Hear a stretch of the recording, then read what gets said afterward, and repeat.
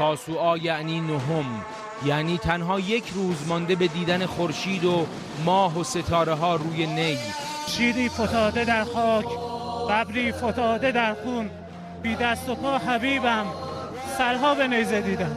یعنی یک روز مانده به آتش، به گلوی 6 ماهه، به آتش.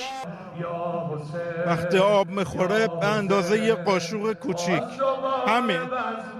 همینا نامردا به این علی اصغر ندادن. یعنی یک روز مانده به اوج غیرت، به کلاس صبر، به تنهایی، به اسارت.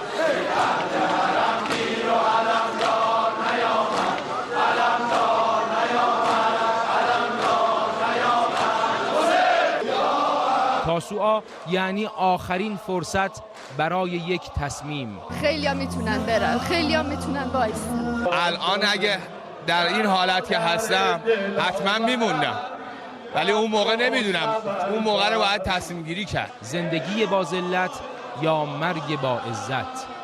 حسین این مهلت را برای تاریخ گرفت، نه برای خود. تاسوعا را به یادگار گذاشت برای تفکر و بصیرت و انتخاب، تا من و تو در تاسوعاهای زندگی انتخاب کنیم که حسینی شویم یا یزیدی. فراموش نکن شیطان پرکارتر از همه در تاسوعا میتازد. حتی اماننامه برای عباس آورد. روز معرفت، روز شناخت، روز بصیرت، روز آقاییه. همون ایثاری که در حق حضرت امام حسین کردن، همون آبی که اول خودشون نخوردن. خیلی با وفا بود. حضرت عباس یعنی شجاعت تمام. هر چی داره و از اونا داریم.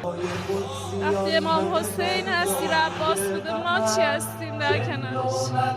برای همین تاسوعا با نام عباس تاسوعاست که ولایت را به شیطان نفروخت. به قدری بزرگوار بود که امیری بهش پیشنهاد شد، اما نوکری امام حسین رو ترجیح داد به امیری لشکر مقابل. مظهر انسانی است که تالی و شیعه واقعی امام عصر خودش بود. عباس الگوی ولایت مداری بود. ما حداقل باید پشت یار حسین باشیم. یا حسین تاسوعاست، تصمیم سخت است، دعایمان کن. دعایمان کن علی اکبر شویم، قاسم شویم، عباس شویم، حر شویم، حسینی شویم. خیلی با امام حسین نرفتن، اشتباه کردن، امام خودشون رو نشناختن، بی‌وفایی کردن.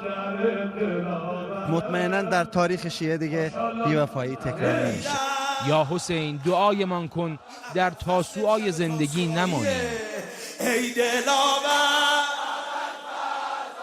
جانم آخ شیر حیدر. حضور رئیس جمهور در مراسم تاسوعای حسینی. آقای روحانی امروز و همزمان با تاسوعای حسینی به امامزاده صالح در میدان تجریش رفت تا در مراسم عزاداری شرکت کند. امامزاده‌ای در شمال تهران که روزانه 20 تا 30 هزار زائر دارد. این روزها البته بیشتر.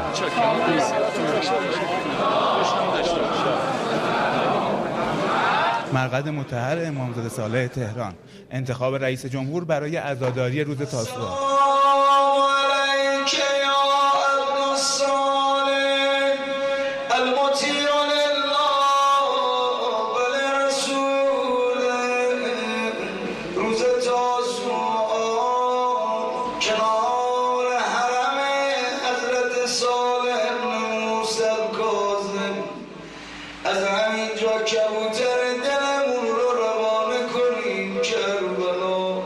رئیس جمهور بر سر قبور مطهر شهدای گمنام و هسته‌ای در حیات امامزاده صالح هم حاضر شد و فاتحه‌ای خواند.